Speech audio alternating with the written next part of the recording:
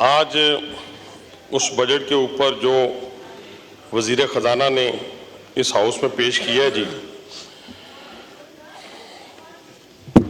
मैं चुपके से हो जाऊंगा मंजर से ओझल, मैं चुपके से हो जाऊंगा मंजर से ओझल, किसी का दिल दुखा हो तो माफ़ करना। मैं सबसे पहले जनाब स्पीकर अपनी इत्तेहादी जमातों से, अपोजिशन से सबसे दर्दमंदाना अपील करूंगा। जैसे बहुत सारे हमारे कोलीग्स ने तकरीर की है इस बजट के ऊपर कि हम इस पाकिस्तान को मद्देनज़र रखते हुए, इस पाकिस्तान की खातिर अपनी ज़ात को कुर्बान करते हुए इसकी फलाह व बहबूद के लिए काम करें। मैं अपनी लीडरशिप की कुर्बानियों का जिक्र और ख़ास तौर पे हमारी इत्तेहादी जमात पाकिस्तान पीपल्स पार्टी की कुर्बानियों का जिक्र वो भी करना ज़रूरी समझता हूँ, क्योंकि एक पॉलिटिकल वर्कर की हैसियत से सियासत के अंदर जब तक आप किसी सियासी कारकुन की कुर्बानी को एक्नॉलेज नहीं करते तो आपकी सियासत मुकम्मल नहीं होती। इसलिए मैं इसलिए नहीं कि 2 दिन पहले मेरा कोई स्टेटमेंट चला तो उस बुनियाद के ऊपर ना मैं किसी के कहने पे स्टेटमेंट देता हूं जनाब स्पीकर, ना किसी के कहने पे वापस लेता हूं। ये मेरा 20 साला पार्लिमानी सियासत का खासा रहा है, लेकिन इसके बावजूद मैंने जो शेर पढ़ा उसके अंदर मैं ये कहना चाहता हूं कि पाकिस्तान पीपल्स पार्टी की जमात में कुर्बानियों की एक लंबी दास्तान है और एक पॉलिटिकल वर्कर की हैसियत से मैं उससे मुतासर हूं। यानी उसके लीडर का फांसी लगना, उसके लीडर का दहशतगर्दी के अंदर जामे शहादत नोश करना, उनके सियासी कारकुनान ने कोड़े खाए। हमारी लीडरशिप की बात करें तो हर दौर में 2-2 साल बाद उन्हें जेलों में डाला गया, उन्हें ज़बरदस्ती इस मुल्क से बाहर भेज दिया गया। लेकिन अल्लाह ताला के फजल व करम से किसी जगह से ये आवाज़ नहीं आई जनाब स्पीकर कि पाकिस्तान को नुकसान पहुंचाया जाए, इनके इदारों को गालियाँ दी जाएं, इनको बुरा भला कहा जाए, बल्कि हमारी लीडरशिप ने हमेशा दूरअंदेशी का, वफादारी का, मोहब्बत और प्यार का सबक दिया। अपने बदतरीन दुश्मन को भी, जो सियासी दुश्मन नहीं रहा बल्कि जानी दुश्मन बन गया। मैं लास्ट सेंट्रल वर्किंग कमेटी के इजलास में मेरे सारे दोस्त मौजूद थे, जिसमें मियां मोहम्मद नवाज शरीफ ने अपने बदतरीन सियासी जो दुश्मन था उसको भी साहब करके पुकारा। और मैं समझता हूं कि हमें ट्रिकल डाउन इफेक्ट है कि हमारे यहां जितने लोग बैठे हुए हैं ये भी इसी तर्ज पर, इसी वफादारी, मोहब्बत और प्यार का सबक देते हैं। मैं अब आता हूं जनाब स्पीकर इन मुश्किल हालात में जो बजट पेश किया गया, ये बहुत मुश्किल हालात थे जनाब स्पीकर। वो जो अभी मेरे एक और भाई ने भी बात की, हमें भूलना नहीं चाहिए कि पाकिस्तान आज तबाही के जिस दहाने में है, ये 2018 से ये कहानी शुरू हुई थी और तबाही के दहाने पर 2017 में जब मियां नवाज शरीफ की हुकूमत को ख़त्म किया गया, तबाही की बुनियाद उस वक़्त रखी गई और 2018 से 22 तक 4 साल के अंदर जिस तरह कर्जों का भरमार किया गया इस मुल्क के अंदर, मैं कहता हूं उसकी कोई मिसाल नहीं मिलती पाकिस्तान की 76 साल तारीख के अंदर। इस बजट में कुछ ऐसी चीज़ें हैं जिनको अप्रिशिएट करना चाहिए। फ़र्ज़ किया, बहुत शोर मच रहा था कि हम सोलर के ऊपर, सोलर एनर्जी के ऊपर टैक्स लगा रहे हैं, जिसकी मैं हुकूमती नुमाइंदा होने के बावजूद टेलीविज़न पर बैठकर हमने कहा कि ये जुल्म होगा उन लोगों के साथ अगर सोलर पर टैक्स लगा। अल्हम्दुलिल्लाह उस पर टैक्स नहीं लगा। फिर अद्वियात पे सुना गया कि 18% टैक्स लग रहा है। अल्हम्दुलिल्लाह उस पर टैक्स नहीं लगा। हमारी इंडस्ट्री जो है वो हम कह रहे हैं बाहर वाले के आकर यहाँ पे इन्वेस्ट करें, लेकिन वो इन्वेस्टमेंट तो दूर की बात है। हमारा इंडस्ट्रियलिस्ट खुद अपनी फैक्ट्रियां बंद कर रहा है, पैसा बाहर जा रहा है। ये वो हकायक हैं जिनको हमने सामने रखकर फिर उसका हल निकालना है।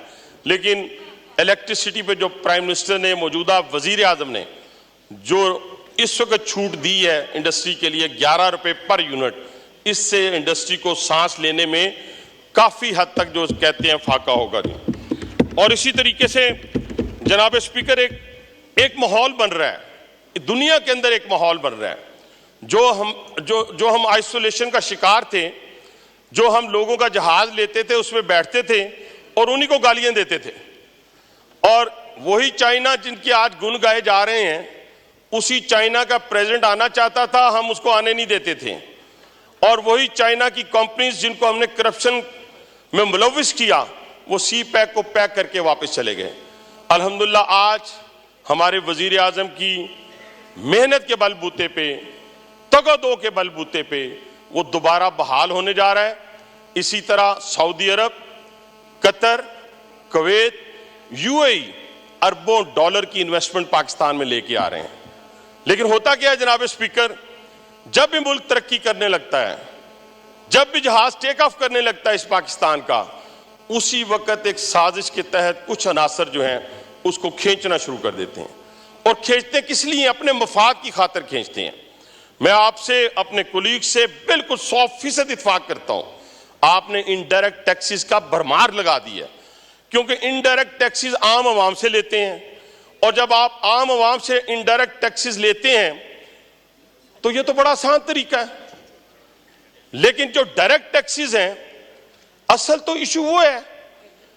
और जब तक आप डायरेक्ट टैक्सेस में नहीं आएंगे, आप सैलरी पेड जो लोग हैं वो आप देखें ना, उन लोगों से ज्यादा टैक्स देते हैं जो लोग अरबों खरबों रुपए के मालिक हैं इस पाकिस्तान में। उनके लिए एफबीआर ने, वजीर खजाना ने जो इकदामात किए हैं, मैं उससे इत्तफाक करता हूं। स्वाय सैलरी पेड लोगों के ऊपर जो टैक्स लगाया, मैं उसकी मुखालफत करता हूं। लेकिन जो उन लोगों के ऊपर जो जहाज में सफर करते हैं, करोड़ों रुपए सर्व करते हैं, लेकिन वो पाकिस्तान को टैक्स नहीं देते, उनकी पाबंदी मुझे कबूल है। उसमें मैं आऊं, मेरे ये कुलीग आए, बाहर से कोई शख्स आए, हमें ये चीजें कबूल हैं। लेकिन जो अच्छाई की तरफ हम जा रहे हैं, बेहतरी की तरफ हम जा रहे हैं, उन चीजों को कम से कम हमें कंट्रोल करना चाहिए। दो चीजों पे मैं जरूर बात करूंगा। इंशाल्लाह हमें उम्मीद है अल्लाह के यहाँ कि इस पाकिस्तान में अरबों डॉलर की इन्वेस्टमेंट जो है वो अल्लाह ने चाहा तो 1 साल के अंदर अंदर जो है वो यहाँ पे आएगी और पाकिस्तान तामीर और तरक्की की तरफ बढ़ेगा। लेकिन एक पॉइंट, ये जो IPPs वाला मसला है, मेरे पास ये नाम है जनाबे स्पीकर, मैं नाम पढ़ता हूं। एक तो सच बोलते हुए हम शर्मा जाते हैं, या हमारे इंटरेस्ट होते हैं या मफादात होते हैं। ये बंद पड़े हैं, हम इनको अरबों रुपए दे रहे हैं, मुल्क में फाइनेंशियल इमरजेंसी है, इन्होंने खरबों कमा लिए हैं पाकिस्तान से, इन्होंने स्पीकर साहब खरबों कमा लिए हैं। ये निशात नहीं, ये निशात वाले को पावर लिमिटेड है, एक निशात चूनिया है, कोई नूर है, एटलस है, सफायर है, कपड़ा भी बनाते हैं। ठीक है, मैं आपके वालिद साहब का या वो घर वालों का ले सकता हूं, इसका तो नहीं ले सकता ना।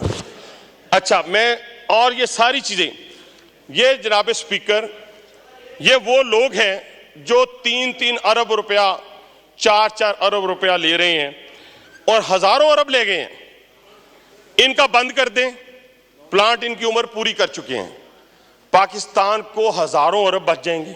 कौन सा मुश्किल बात है इसमें? तो हां, जो आपकी फॉरेन कंपनीज हैं उनको अपना छेड़ें, उससे आपका इत्मीनान जो है आगे से बाहर से आने वाले लोगों से शेक हो जाएगा।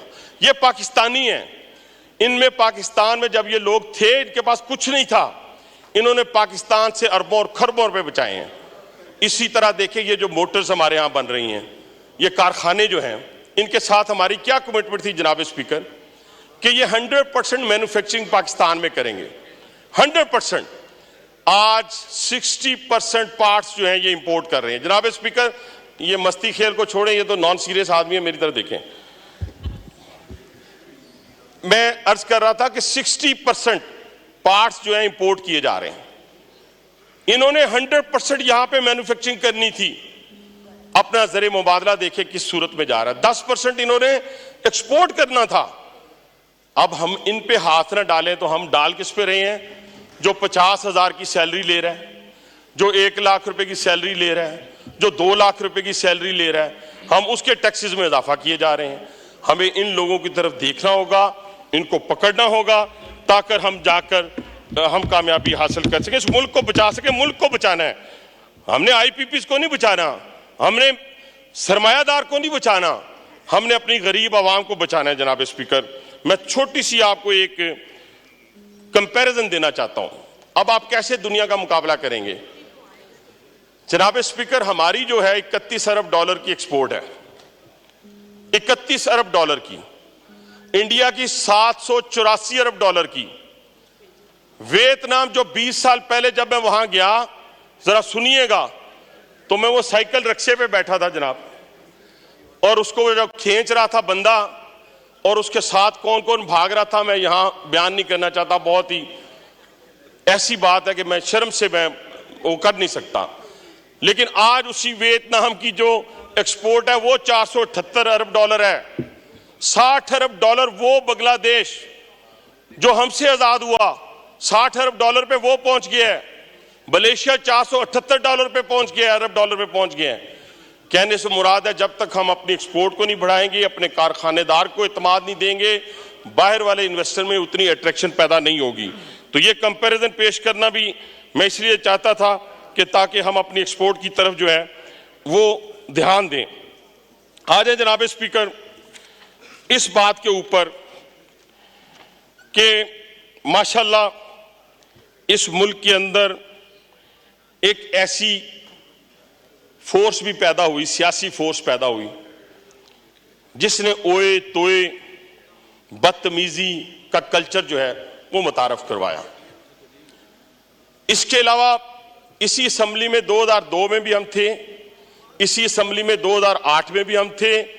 यकीन माने अपोजिशन भी होती थी, हुकूमत भी होती थी, और उस वक्त तो MQM का अपने पूरी जोर और ताकत के साथ कराची में भी मौजूद थी, पाकिस्तान में भी मौजूद थी। तकारीर सख्त होती थी, टेलीविजन के मुनाजरे होते थे। कराची गए तो मुझे याद है हैदर अब्बास रिजवी ने मुझे कहा 5 फुट 8 इंच की बोरी लाऊं या भाभी के हाथ की बनी हुई हलीम खाएगा। मैंने कहा मुझे 5 फुट 8 इंच की बोरी नहीं चाहिए, मुझे हलीम खिला दें। ये सारी वजादारियां कब खत्म हो गई? ये 2013 में। जनाब स्पीकर, 2013 में हमारी सियासी अखलाकी इक़दार को इस तरह गिरावट हुई कि शायद पाकिस्तान की उस वक्त तक की 70 साल या 74 साल तारीख में नहीं हुई थी। 2000 नहीं, मैं बात कर रहा हूं कि उस वक्त ठीक थी। 2013 में सर, 2013 में जब इन्होंने सुप्रीम कोर्ट की दीवारों पे शलवारें लटकाई थी, जब इन्होंने PTV पे हमला किया था, जिसमें वजीर आजम हाउस पे जब इन्होंने हमला किया था, ये बुनियाद उस वक्त रख दी थी इन्होंने। तो कहने से मुराद ये है सर। शुक्रिया। अच्छा, अभी टाइम अप हो गया। शाह साहब इस तरह तो ना करें। अब मैं, आप मेरे दोस्त भी हैं, कुलीग रहे 2002 में। अभी जब मेरा भाई बोल रहा था, मैं नहीं कहता आपको, मैं बाइस नहीं कहूंगा, आप मेरे लिए काबिल एहतराम है, लेकिन 2 मिनट मुझे बात मुकम्मल कर। मैं तो टू द पॉइंट बात कर रहा हूं, कोई बात किसी को गाली दी मैंने, किसी को बुरा भला मैं करता हूं, बस 5 मिनट। जी वाइंड अप करें। अब आप नेल्सन मंडेला, वाह ना, नेल्सन मंडेला की सर मैंने कहानी पढ़ी है छोटी सी। उसने जब पानी मांगा था तो उसको क्या दिया था सुप्रीटेंडेंट ने, सबने पढ़ा है। वो मजदूरी करता था, उससे पत्थर तोड़वाए जाते थे।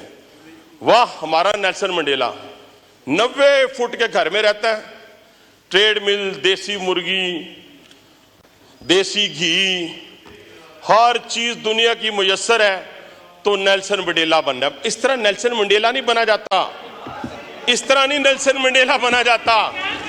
नेल्सन मंडेला बनने के लिए पत्थर तोड़ने पड़ेंगे, पत्थर तोड़ने पड़ेंगे। अच्छा जनाबे स्पीकर, अच्छा, मुझे ना, मैंने इनको पहले भी एक दफा कहा था, जो चीखे चलाए मुझे बहुत इंजॉय करता हूं मैं, तो माशाल्लाह कीप इट अप। तो मैं अच्छा सर, इन्होंने क्या किया सर, इन्होंने इस कदर इस मुल्क के अंदर तबाही के दहाने खड़े कर दिए कि हम किसी को मुंह दिखाने के काबिल नहीं रहे। बड़ी मुश्किल के साथ जनाब स्पीकर उस रवादारी को हम कायम करने की कोशिश कर रहे हैं। आज हो क्या रहा है, दुश्मन क्या चाहता है जनाब स्पीकर? दुश्मन चाहता है कि पहले हमें फिरका वारियत में तकसीम करने की कोशिश की, फिर जुबान की बुनियाद पर उसने कोशिश की, फिर नस्ल की बुनियाद पर कोशिश की, फिर इलाकाई तासुब की बुनियाद पर कोशिश की। अल्लाह के फजल करम से पाकिस्तान कायम और दायम रहा। अब क्या है, अब एक इंस्टीट्यूशन आंख में खटकता है दुश्मन की। आज की तकारीर भी इनकी देख लें, वो जो लीडर ऑफ द अपोजिशन है माशाल्लाह, वो जमहूरियत का सबक देते हैं दादा अबू को भूल के। भाई दादा अबू को तो नहीं भूलना ना हमने, जिन्होंने डिक्टेटरशिप की बुनियाद रखी इस पाकिस्तान के अंदर। तो खुदा के लिए थोड़ी सी हमें शर्म होनी चाहिए कि हम जब कोई बात कर रहे हैं तो उसके पास से भी ना गुजरें, फिर उसको करें। तो दादा अबू ने इस मुल्क की तबाही और बर्बादी, फातिमा जिन्ना के खिलाफ इलेक्शन लड़ना, उनके ऊपर तोहमतें लगाना, आज क्या हो रहा है? आज दादा अबू का पोता हमें क्या सिखा रहा है? जमहूरियत का सबक सिखा रहा है। भाईजान, जमहूरियत का सबक आपसे इसलिए नहीं मिल रहा कि हम समझते हैं कि इस पाकिस्तान में जमहूरियत का नाम जिन लोगों ने रोशन किया उन्होंने फांसियां ली हैं, वो दहशतगर्दी में मारे गए हैं, वो जिला वतन हुए हैं जिसकी बेटी को उसके सामने गिरफ्तार किया गया। मैं मिसालें ये आज देते हैं, बड़ी मिसालें देते हैं। और भाईजान आपने बड़ी मिसालें दी, आपको हुआ क्या है? आप उंगली कटा के शहीदों में नाम लिखवाना चाहते हैं? नहीं, मियां नवाज शरीफ के 3 मुकदमात में, जिसमें 2 में सजा हुई, 2 में सजा हुई, 1 में बरी हुए, ये मैं पहले की बातें कर रहा हूं। उन दोनों मुकदमात में जनाब स्पीकर किसी जगह नहीं लिखा कि मियां नवाज शरीफ ने एक पैनी की भी करप्शन की, एक पैनी की भी करप्शन की। ये है हमारा लीडर। और ये मौसूफ सुन, अबाइद साहब वाइंड अप करें। 5 मिनट और, 5 मिनट वाइंड अप करें प्लीज। 5 मिनट। मैंने आपको इतनी अच्छी तजावीज दी हैं, अगर उस पर अमल हो गया तो पाकिस्तान इंशाल्लाह टेक ऑफ कर जाएगा। मैं सिर्फ गुजारिश ये करना चाहता हूं आखिरी, ये देखें इनको क्या मसला क्या है सर। इन्होंने अभी ये जो बातें कर रहे थे दादा अबू अली, उनको छोड़ देते हैं। इनके और अब्बू थे, 2018 में इनके अब्बू थे। अभी कादर पटेल ने आधी बात की। भाईजान, अब्बू आपको सबक भी देते हैं, आपको मारते भी हैं, लेकिन कोई अपने अब्बू को गाली नहीं देता। कभी सुना है? जो अपने अब्बू को गाली देता है दुनिया और आखिरत दोनों में तबाह हो जाता है, नहीं देता। ये लोग आज एक टारगेट के तहत हसन रऊफ का बयान रिकॉर्ड पे है, जो मैं 10 साल से पीट रहा हूं कि फॉरेन फंडिंग केस उठाएं, इजराइल और हिंदुस्तान का पैसा इन्होंने वसूल किया है, उठाएं, लिखा हुआ है। आप अंदाजा लगाएं जनाब स्पीकर, रऊफ हसन क्या कहता है? रऊफ हसन कहता है ट्विटर अकाउंट अमेरिका से हैंडल हो रहा है। अमेरिका दुनिया के अंदर झूठ की फैक्ट्रियां लगाई हैं, अरबों डॉलर इन्वेस्ट हो रहे हैं जनाब स्पीकर। किसके खिलाफ? नवाज शरीफ के खिलाफ नहीं, जरदारी के खिलाफ नहीं, किसके खिलाफ? इस मुल्क की फौज के खिलाफ, इस मुल्क के इंस्टीट्यूशन के खिलाफ, जिनके बच्चों के लिए आज भी इन्होंने दुआ कराई है। अब दिलों के भेद तो अल्लाह ही जानता है, लेकिन अच्छे बच्चे बन जाएं माशाल्लाह, ठीक है। अच्छे बच्चे बनने के अलावा इनके पास चाराकार नहीं है। मैं किसी पे गद्दारी का मैं कोई फतवा नहीं लगाता। हम सब पाकिस्तानी हैं, वो जहां से भी हों, लेकिन किसी पाकिस्तानी ने शोहदा के मुजस्समों को नहीं तोड़ा, किसी पाकिस्तानी ने कोर कमांडर हाउस को आग नहीं लगाई, किसी पाकिस्तानी ने जीएचक्यू के ऊपर हमला नहीं किया, किसी पाकिस्तानी ने, सुनते जाइएगा स्पीकर साहब, मैं आप ही की मिसाल देता हूं, आपकी पार्टी की मिसाल दे देता हूं। आप अदालत में, मैं ये कहना चाहता हूं कि जब बेनजीर भट्टो की शहादत मुश्ताक साहब इस रावलपिंडी में हुई, बुलाइए, ये मैं वो इलेक्शन लड़ रहा था, आप यकीन माने कि उस वक्त भी किसी ने पाकिस्तान के किसी इंस्टीट्यूशन पे हमला नहीं किया, उस वक्त भी नहीं किया। आपको तो मेरी जान वही कुछ नहीं है शुक्रिया। अभी तो बस आखिरी 1 मिनट वाइंड अप करता हूं।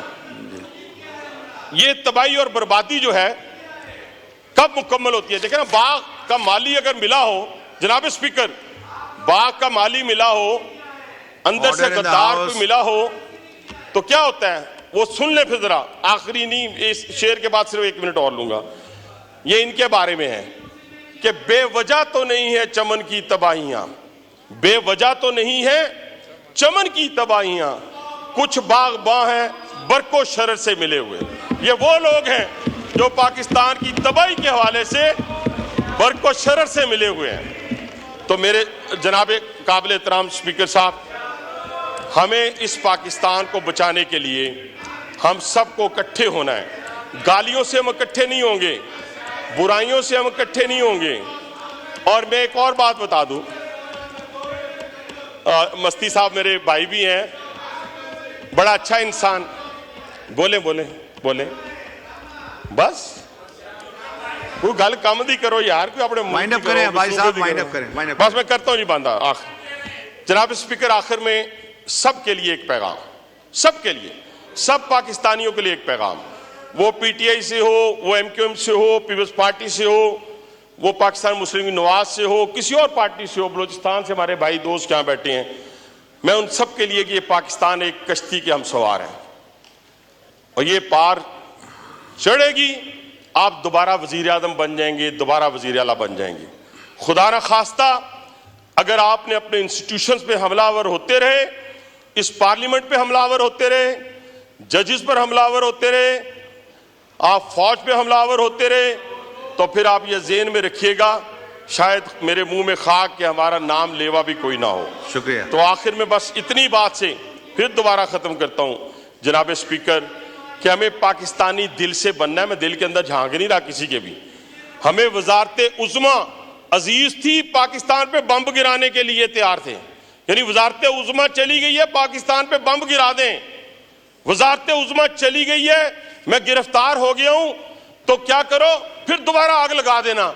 जनाब स्पीकर, 4 दिन पहले, इलेक्शन से 4 दिन पहले मेरी गिरफ्तारी होती है। 4 दिन पहले, 4 दिन पहले, खुदा की कसम, जिस मां ने शेरों की तरह पैदा किया था, उस वीडियो को निकालें।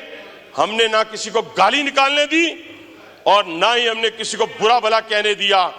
तो वो जो आज जेल में बैठे ना, वो कहता था 25 साल क्यों हुई है, फांसी क्यों नहीं हुई। हम कभी नहीं कहेंगे कि तूने जेल के कपड़े पहने हैं कि नहीं पहने।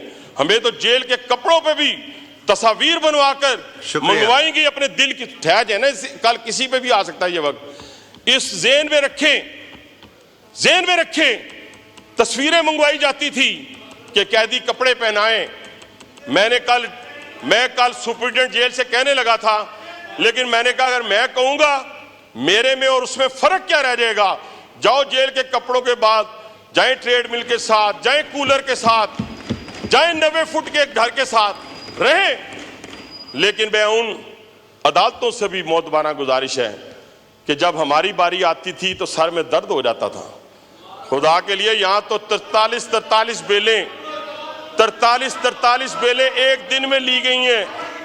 43 बेलें जनाब स्पीकर, 43 बेलें एक दिन में ली गई हैं। हमारी गुजारिश यही है कि इन लोगों को 9 मई के जो मुल्ज़मान हैं उनको कैफरे किरदार तक पहुंचाया जाए और उनके जो मास्टरमाइंड हैं वो बाहर फिर रहे हैं। 1-2 अंदर हैं, बाकी बाहर फिर रहे हैं। अगर आपने उन मास्टरमाइंड्स को अंदर नहीं करना, सजा नहीं देनी, प्रोसिक्यूशन नहीं करनी, तो फिर जो अंदर बच्चे हैं जिनके ज़हनों को इन्होंने परगंदा किया, 1.5 साल लगाकर मीर जाफर, मीर सादक और गंदे गंदे अल्फाज से नवाजा, फिर उनको भी छोड़ दें। मैं तो यही कहूंगा, वरना फिर इनको सजा दें ताकि कोई जुर्रत ना करे इस पाकिस्तान की तरफ मैली आंख देखने की। किस जहाज को आग लगाई, किस जहाज को आग लगाई जिसने मिनटों में, सेकंडों में हिंदुस्तान के 8 जहाज गिरा दिए, उसको इन्होंने आग लगाई। कर्नल शेर खान के मुजस्मे को इन्होंने तोड़ा। तो मैं जनाब स्पीकर, मेरा ख्याल है कि इंशाअल्लाह आखिरी नारे के साथ कि पाकिस्तान पाकिस्तान पाकिस्तान।